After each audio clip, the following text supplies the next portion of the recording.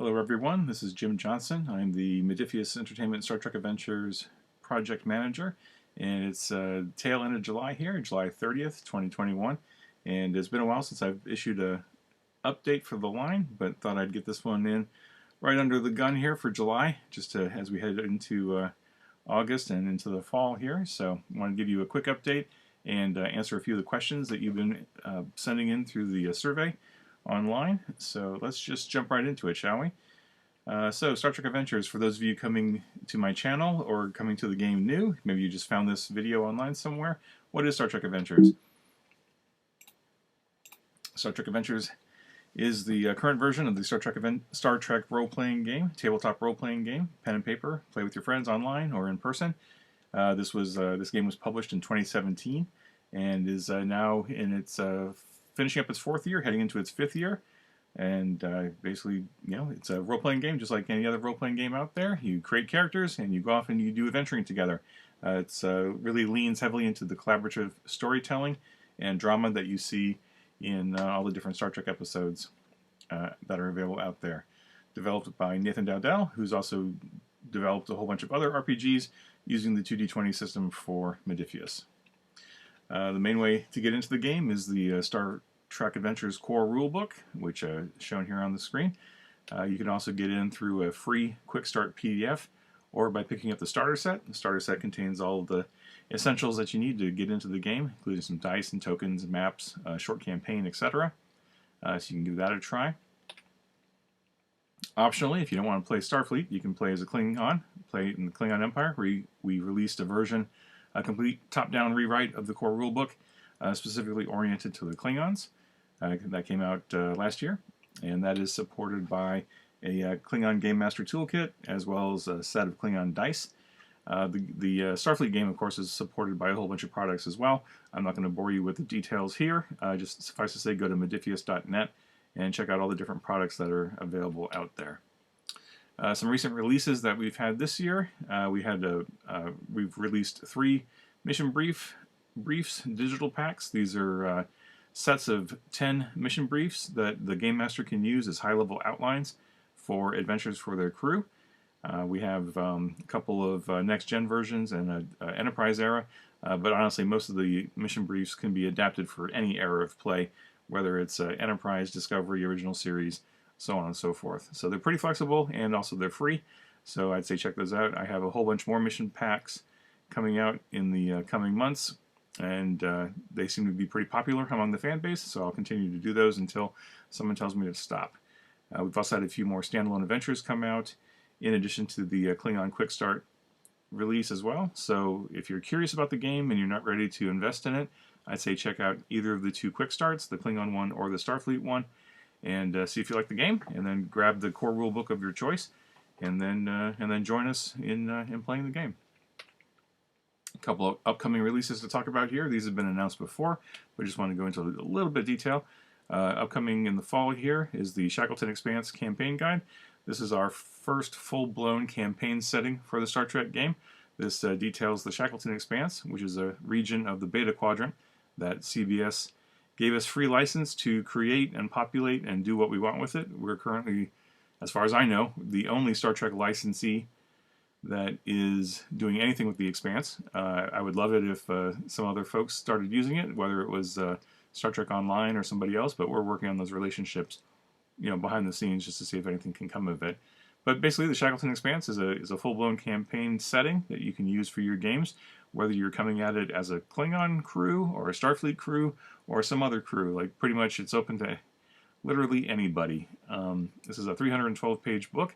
It's been a labor of love now. I mean, it started off as the Living Campaign, which was a series of free adventure releases that we did, and then it got folded and spun and adapted into this full-blown setting. So the book itself contains a wealth of information about the Shackleton Expanse, including 4 new alien species that you can use as player characters or as adversaries or allies, whatever you see fit, and a 10-part epic campaign that continues where the Living Campaign left off and brings the story that started in the Living Campaign to a form of conclusion, although I really want to emphasize that this is more of a toolkit than anything else, and with this toolkit you'll be able to play and plan and run, hours and hours and hours of game with your crew. Multiple campaigns, multiple seasons, like whatever you want.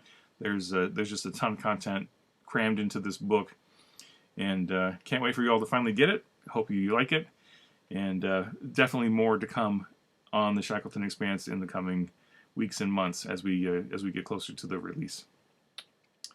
Also coming up is the previously announced Tricorder Collector Set.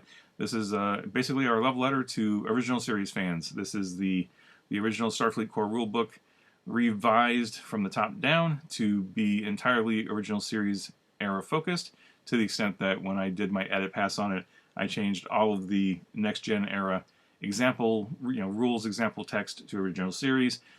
We cleared out as much of the next gen era type stuff as we could, made sure all the art was relevant to original series, and just added a lot of stuff to make this feel as original series-ish as possible.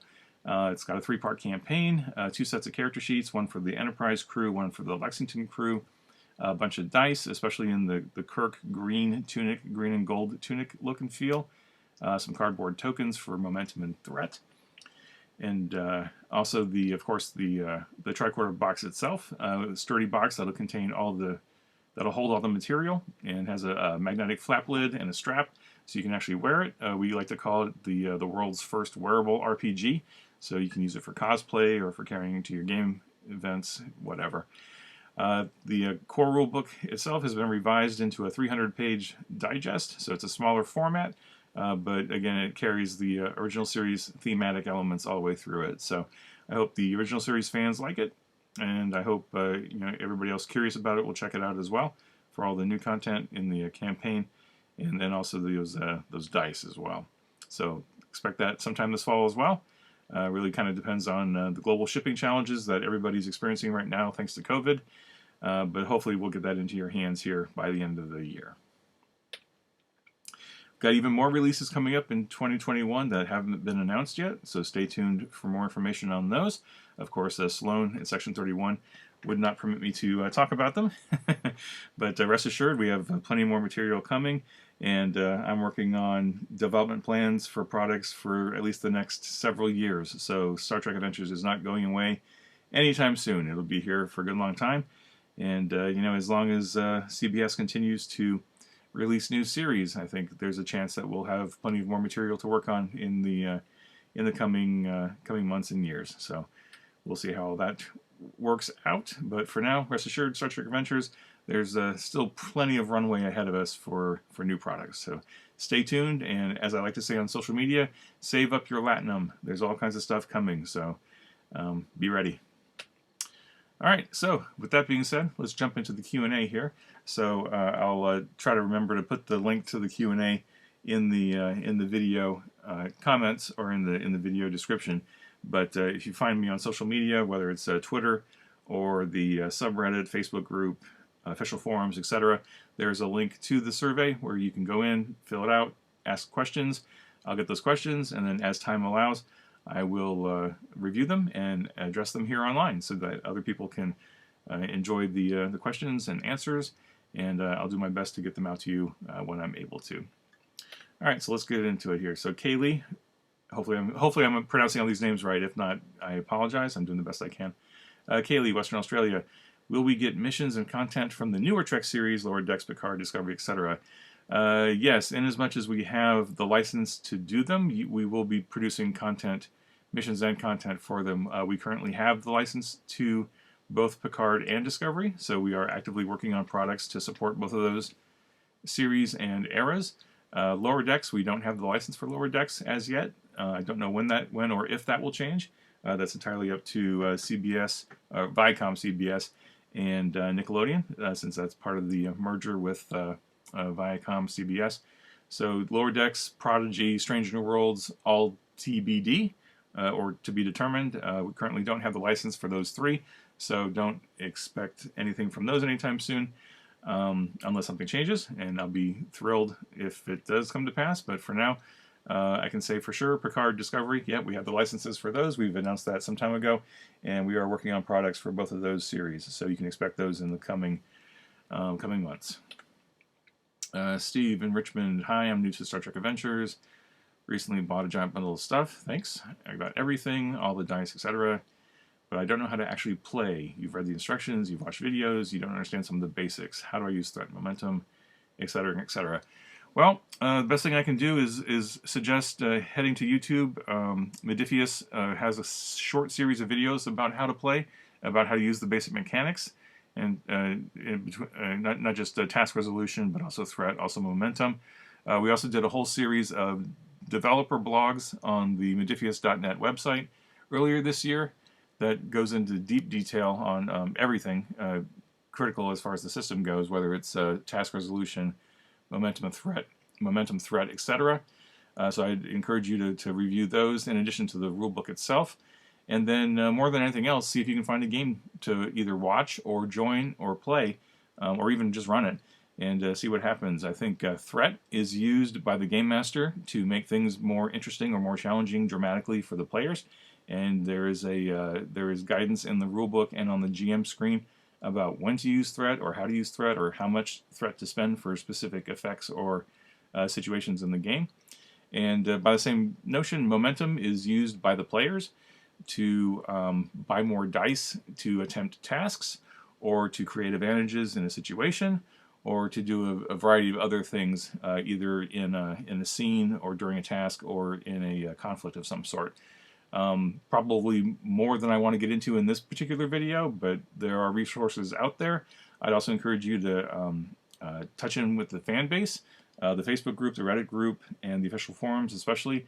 There are a lot of people who absolutely love this game, just as I do and the whole STA development team do, and will be thrilled to answer questions about this kind of stuff. But ultimately, this content is out there and readily available. I'd say, if nothing else, check Modifius.net and look for the blog section for Star Trek Adventures and the developer blogs. We have gone into some detail on this, so hopefully that helps, Steve. If not, ask another question and I'll try again, maybe in a dedicated video or something. All right, Dana, New York State. With my limited experience, it seems hard to do long-term campaigns. Okay. Not sure how to help specifically. I can say that over my long years of running and playing Star Trek, not just Star Trek Adventures, but other Star Trek versions, I've always kind of thought it through as a season or a campaign or a series, and it just kind of like organically grew from session to session and episode to episode. I don't know that I've ever thought of it as being hard. I think the hardest part was finding people who could show up on a regular basis from session to session, whether it was weekly or bi-weekly or whenever we could all get together. Not really sure how to best address this other than to say it's like the game system itself doesn't get in the way of doing long-term campaigns. I think it's really just a matter of finding people who are willing to play it long-term and a game master or group of game masters who can round robin game mastering and to keep the campaign going over a period of time. It's certainly possible, and I'd echo what I said to Steve and just reach out to the fan community, super supportive fan community, and see how other folks have done long-term campaigns. For my sake, like my current Star Trek Adventures campaign, we've played 35 or 36 sessions over a year and a half, and it was just a matter of the people wanting to play, committing to getting together on a regular basis, and me being the game master, being able to show up week after week with the ability to run a game for them and to do that, create a collaborative storytelling experience with each other, and it just kind of snowballs once you get into it, I think, and once you're all collectively excited about your characters, it just kind of takes on a life of its own. So I hope you have the opportunity to enjoy a long-term campaign. Certainly nothing wrong with one-shots and short-term campaigns or short story arcs, but there's a lot to be said for a long-term campaign, although I know that in my experience only, as I've gotten older, it's gotten more challenging to be able to make it work just because of life and family and just other things that come up. There's different demands on my time now than there were when I was in high school and college, so I wish you the best, and I'd love to hear your experiences if you are able to get a long-term campaign going. All right, Matthew in the UK. Would it be possible to group the adventures released for the game into era of play on website? So the web store and also Drive-Thru RPG, where you can buy everything in digital format. The standalone adventures are already kind of formatted into Era of Play. If you look at the cover, anything that has the original series Enterprise Delta on the front cover is an original series Era adventure. Anything with the next gen com badge on the cover is a next gen Era kind of com badge. And as we release Enterprise Adventures, Discovery Adventures, etc., I will change that front cover logo to be Era appropriate. So that's the easiest way to see what Era the adventures are in. That being said, I've tried to make sure that every adventure is adaptable to other eras. There's guidance in every adventure that tells you some ideas on how to adapt the adventure if you're playing in a different era than the one it was intended for. As far as grouping them, though, I'd probably have to bug the web store folks and see if they can reorder them. Either, I guess alphabetically wouldn't be ideal, but I'll look into it and see if it's possible. But in the short term, until that happens, or if it happens, just take a good look at the cover, and that'll help clue you in as to which era of play they were originally intended for. Again, with the caveat that all of them can be adapted for play in other eras of play if desired. Second part of the question, could we also get a player book which pulls together all the talents and PC species from the supplements into one? It's not on the radar.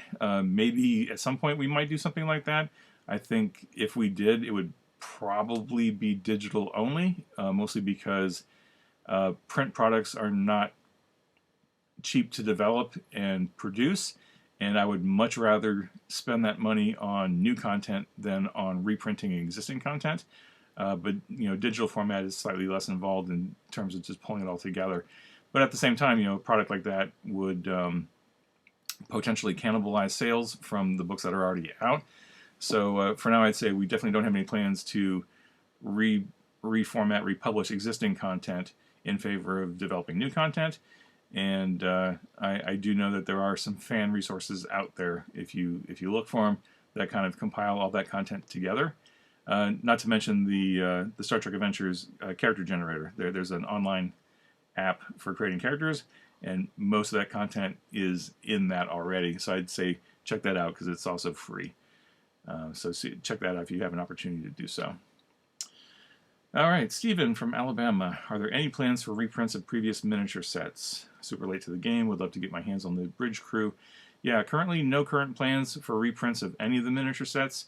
Partly because we've, or I and the Modiphius team have spent many brain cells on figuring out spreadsheets and how to make it cost effective to reprint miniature sets and make it cost effective not just for the company but also for the customer. We don't want to gouge you by making the miniature sets so expensive that you just can't even afford to buy them. But right now it's just the cost benefit ratio just isn't there to reprint them, and so there's no current plans to do so. We are certainly talking about it behind the scenes, trying to figure out how do we make it work, and just haven't come up with the right combination yet. So unfortunately in the short term it'll be some of the miniature sets are out of print, which means whatever stock is left is out there in the wild on game store shelves or in somebody's house or whatever.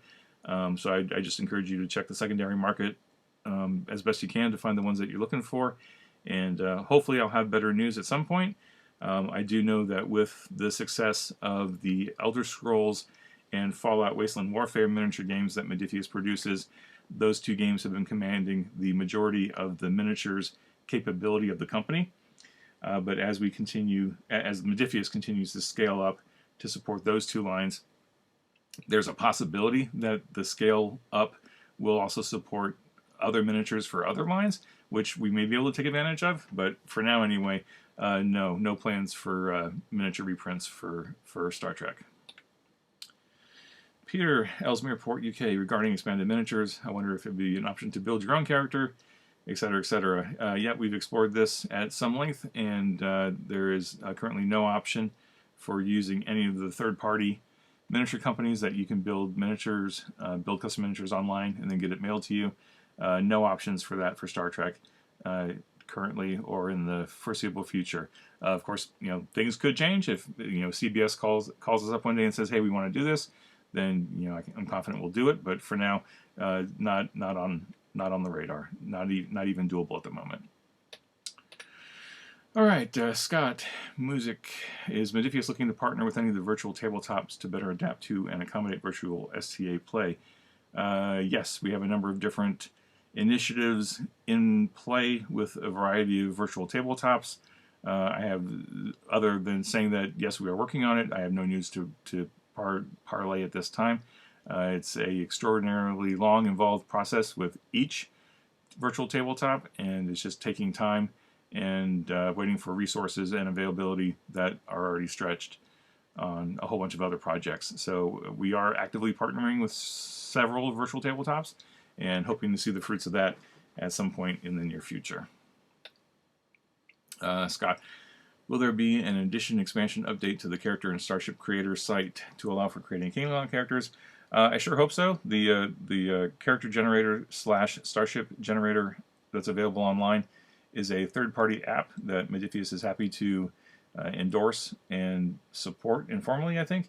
I'm not exactly sure about the details there, but the last I heard is that the developer of the app was looking to hand it off to somebody else to manage the programming, etc. And I have not heard the latest on that, so I'd say if you go to the Creator app, I think there's a way to send a question or comment to the developer, and if you have the technical know-how and the interest and the time, and someone wants to take that project on, I think you would be well received if you can manage it. But for now, I honestly couldn't tell you if it's going to be expanded or not. I think I would love to see it expanded, but I don't know what the feasibility of that is. So more on that if I hear anything new. John USA, I have a question about the talents as they relate to the named characters. I think you're talking. I seem to remember a conversation about this online, either Facebook or the official forums. Some of the main character crew packs that we release in digital format, some of the talents that the characters have might not match the rules provided for players in the actual rule books. Is this intentional or was it a typo? It might have been a typo. I wasn't involved in a lot of the early character packs. Although if you do see something that looks like a typo, please email me and let me know. I'll check it out and address it.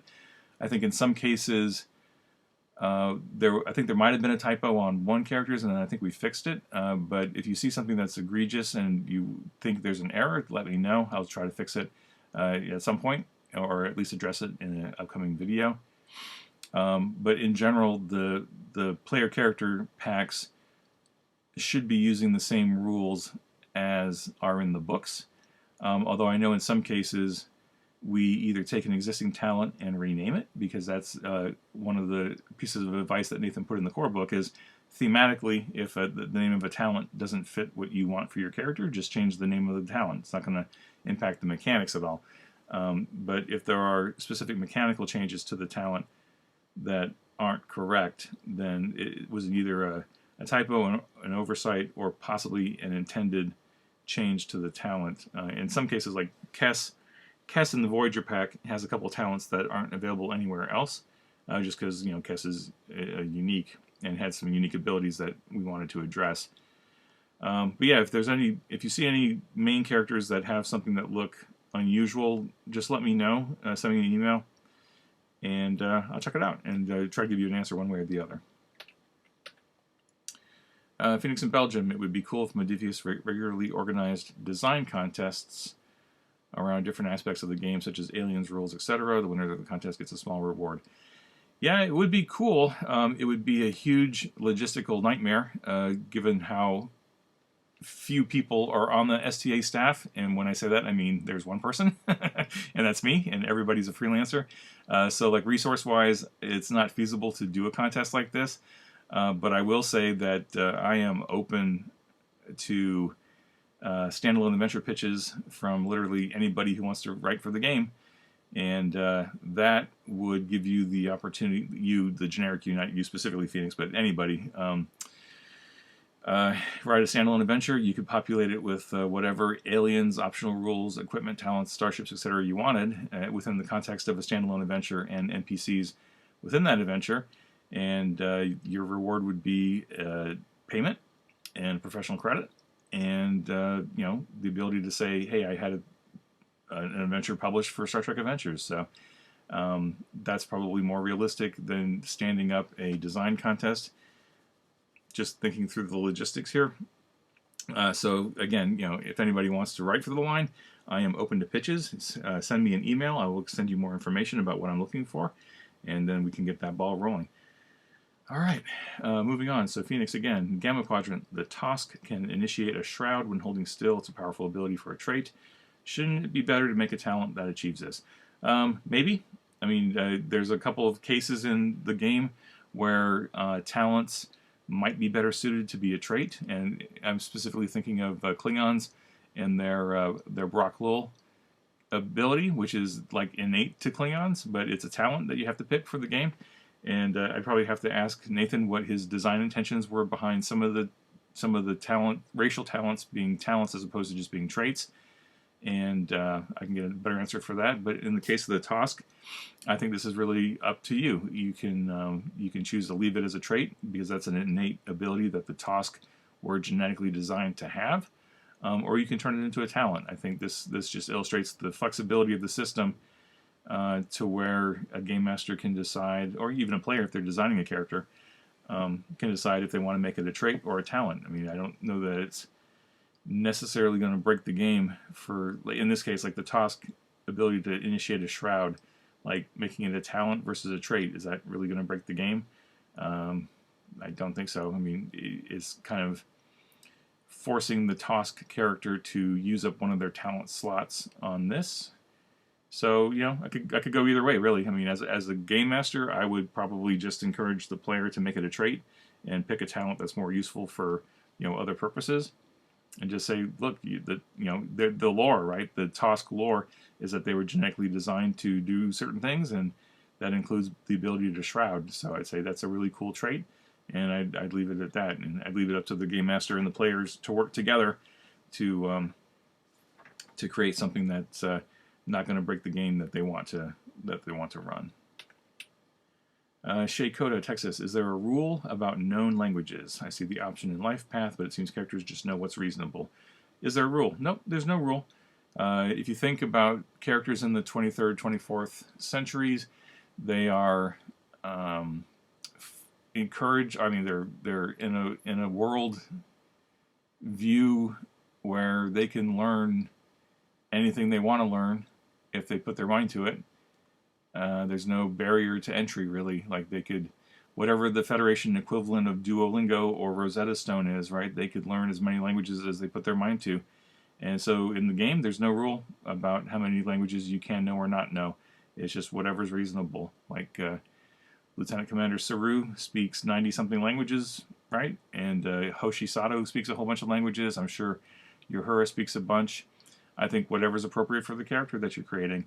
In a game, you know, in a game situation, in a game moment, I could easily see, as a game master, I would allow a player to spend momentum to create an advantage to be able to speak a language, and I would just encourage them to add that to their character sheet, or just add it to their character lore somewhere, saying, oh, by the way, in that last episode, it came up that I can speak Romulan, so that's now part of your character. Like, I'm totally fine with that. Like, you think about the characters in Star Trek who have a wide variety of skills and talents and interests.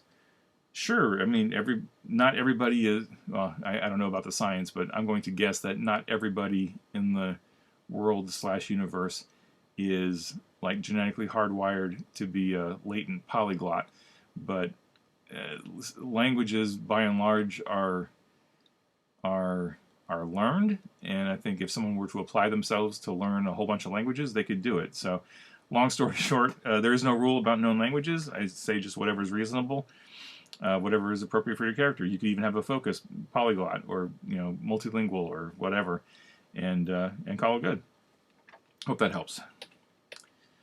Liad Mactrill in France. Is tactical starship weapons a suitable focus for starship shield tasks, or a shield focus is needed? Well, as written, tactical starship weapons really sounds like it focuses more on weapons than on starship shields. So, just looking at this literally, I would say no, it's not a suitable focus for shields. I would say rename this to something like Starship Tactical Systems, because shields are certainly a tactical system. They're not specifically weapons, but they're certainly a tactical system. Or maybe your character is really, really good with shields and shield technology, so maybe a focus for Starship Shields would be more appropriate. I think it really depends on just how focused you want to be. Like, I think Starship Tactical Systems is a good focus. Starship Shields is getting even more focused, and that might almost be too focused. But again, that depends on you and your game master and the game that you want to play.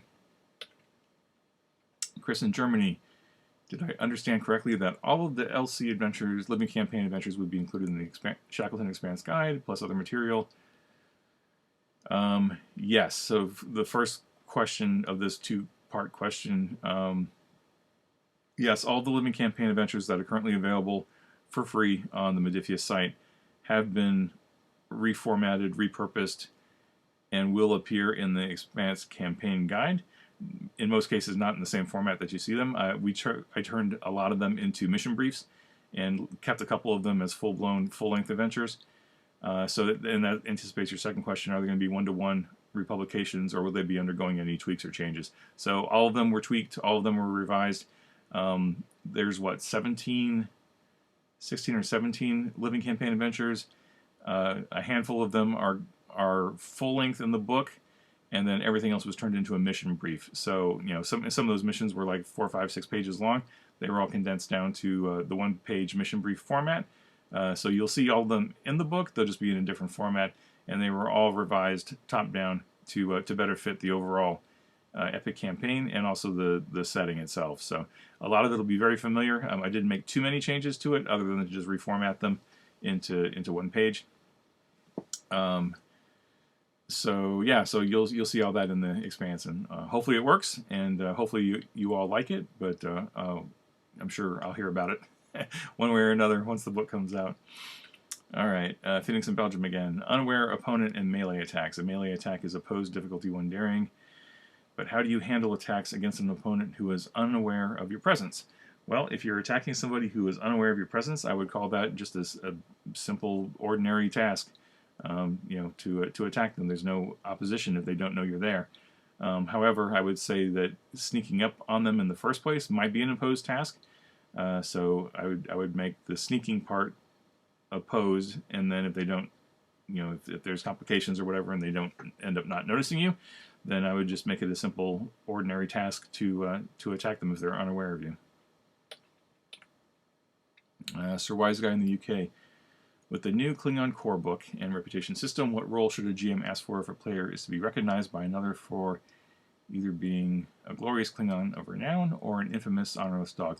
There's no reason to roll for this. I think the using threat and momentum here would be more appropriate. I actually talked to Nathan about this, and let me see if I remember what his response was. Let me pull it up here. So I mean, this just isn't handled by random chance. You wouldn't just random chance whether somebody's recognized or not.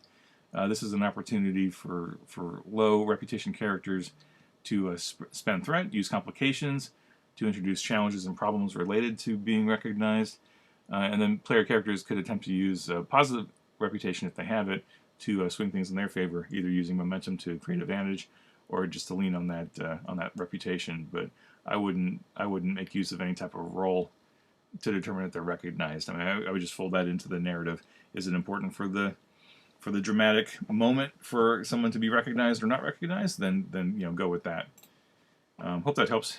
Feel free to ask another question if that's not clear.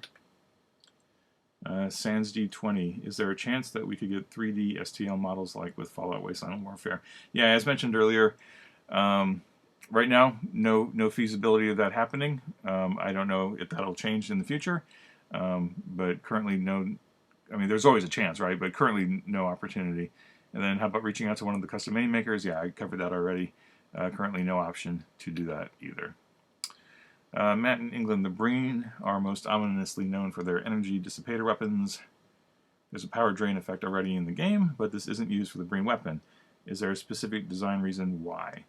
There is not a specific design reason why, other than to say that I checked with Nathan, and he said yes, he created the power drain effect for the core rulebook with the Breen in mind, and then when the writers were writing the Breen starship in the Gamma Quadrant book, they chose a different route, just for whatever reason, whether they just decided to do something different or they just didn't make use of the power drain effect. This is just an opportunity for them to design something different, so there wasn't anything intentional behind it, other than to say that they just created something different. So if you don't care for the way the Breen are written up in the Gamma Quadrant book, again, feel free to use the power drain effect. But yeah, ultimately there was not a specific design reason. It was just writer fiat and just going forward with it. Matt England again, if someone wanted to bribe the STA staff but wanted to save Latinum for the upcoming releases, what sort of baked goods? Yes, well, I applaud your choice to save the Latinum for the products, because that's key. So thanks for your support. Appreciate that. The STA staff, such as it is, mostly me and all my freelancers. I can't speak for anybody else, and I haven't had the opportunity to poll them. But for me personally, I think I am a fiend for oatmeal raisin cookies, no nuts, and just oatmeal and raisin and sugar and butter and all that great stuff. That's what I'd go for. Yeah, thanks for the question. Appreciate it. All right, Sparky. I very much enjoy the game and look forward to all the upcoming editions, especially the Shackleton book. Yes, thank you for your support. Appreciate it. Something I'm curious about is whether it will involve any of the new life that has been discovered by the crews of the Sally Ride and or the Ross. Yeah, I've, like many of you and many fans out there, I've enjoyed the adventures of the Sally Ride and the adventures of the Ross on both Shield of Tomorrow and Clear Skies. Unfortunately, we don't have access to any of that content, so you won't see any of that in the Shackleton book. The Shackleton book is not directly related to either of those. So no, there's no possibility of that. I guess I don't know about the legal ramifications of that content, like who actually owns it, other than the companies that produce those two shows. So you might want to reach out to them, see if they'd be willing to share any of that content. That's the best route I can say, but we didn't have access to it, and therefore none of it is going to be in the Shackleton Expanse book. Apologies in advance if that's a disappointment. Phoenix in Belgium, are there any plans on making small PDFs on smaller subjects? Well, the standalone adventures are already there, and the mission briefs are already there, so yes, we're doing those. Are there any current plans on making more? Nothing definitive. They are on my wish list. I've mentioned it before that I've got a huge wish list of products. I have lots of ideas on what would make a good small PDF of whether it's species or worlds or other type of stuff, and it's just a matter of figuring out what's the most cost-effective means of delivering it into your hands. Like I could see how creating a series of small PDFs on specific species could be useful, but the challenge there is finding that happy balance between price and subject matter that would make it worthwhile, right? Like there probably aren't too many people who would buy everything, and we could go really down into the weeds on all the different Star Trek species that are out there, but we just don't have the means to develop content for everything, so I'd have to be really picky and choosy. And like the model that we've been following for 4.5, 5 years now is to put species and other content into books as thematically appropriate, and you'll see that with the Shackleton book and some of our other upcoming stuff, like where they best fit. I know there's a lot of species in the original series and the next gen era that we just haven't gotten to yet, and it's just a matter of finding the right place to fit them in, to fold them into a larger product, just to make it more cost effective. But more on this in the future. I'm hoping that I can get some plans working out on some other small PDFs, and then maybe turn those small PDFs into print collections. But just where the world is right now with print costs and development costs and also delivery times, it's making it tricky to balance all that out.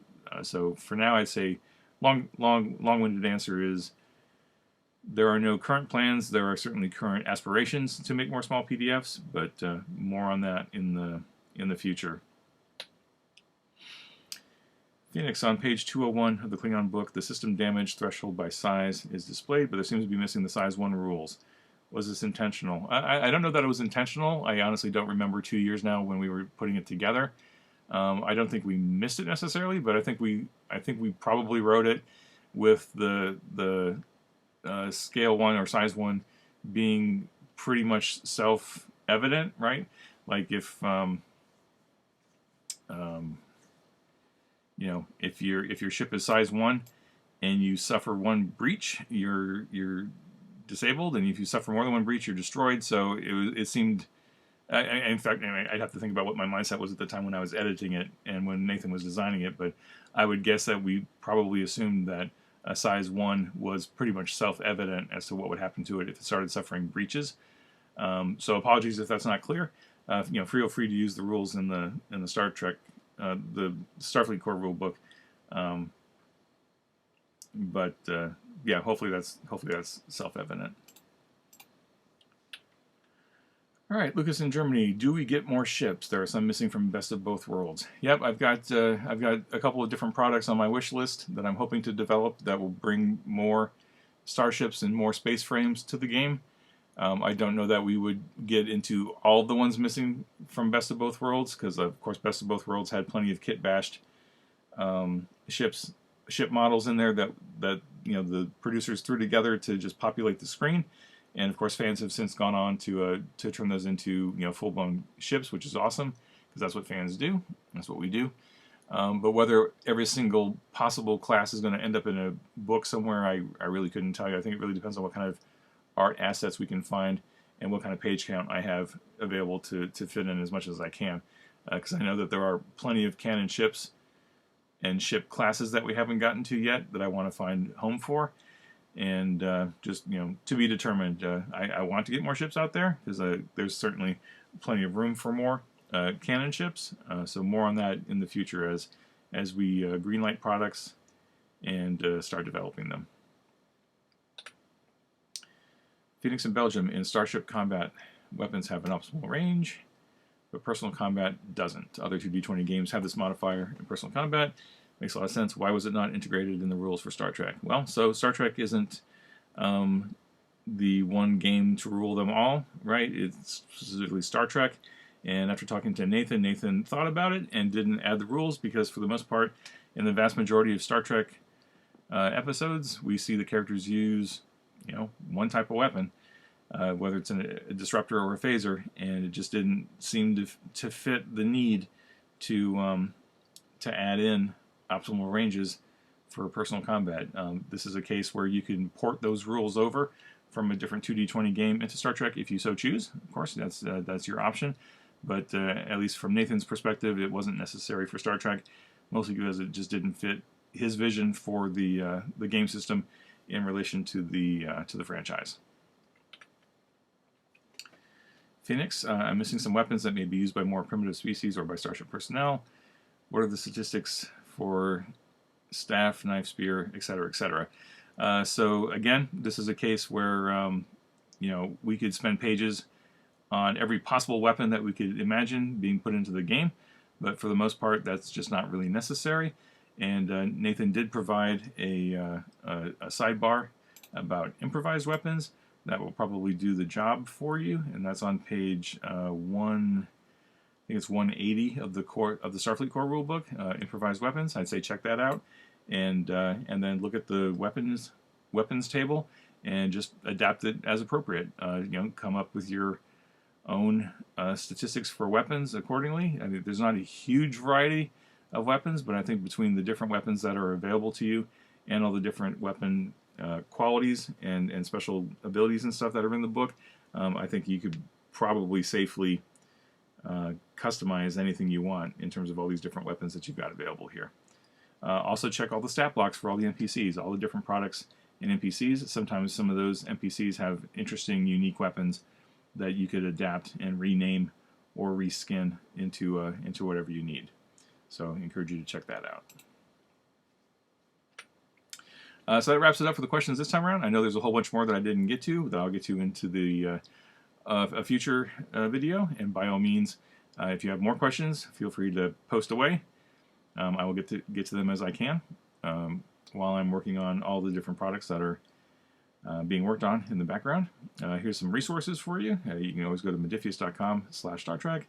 Modiphius.net is the web store. Modiphius.net also has the blog entries for our developer blog, and I make sure that writers of products have something to say about the products that they're working on. So there's just a wealth of material on that blog channel.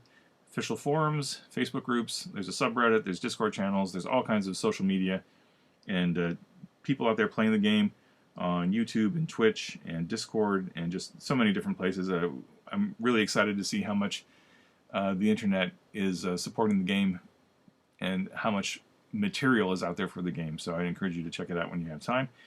And again, feel free, if you have any specific questions about the products or any issues with your orders or whatever, email support@modiphius.com. But if you have any specific questions about the game, or if you want to write for the game, or you want more information about what to do about writing for the game, email me directly, jim.johnson@modiphius.com. Be happy to take your emails. Again, it may not be immediate when I respond to you, but I will respond to you. Again, there's just a ton of content happening in the background that you don't see on a day-to-day basis. There's plenty of products in the works. I think this year I've worked on or edited, it's got to be close to 1 million words, if not more. I can't even count how much, but there's just a ton of content coming in all the different products we've announced and all the different products we have yet to announce. In closing, thank you so much for your support of the game. Without this fan base, we wouldn't be doing this game. So thank you for playing the game, buying the game, checking the game out, trying it out, showing it to your friends, sharing it on social media and everywhere on the internet.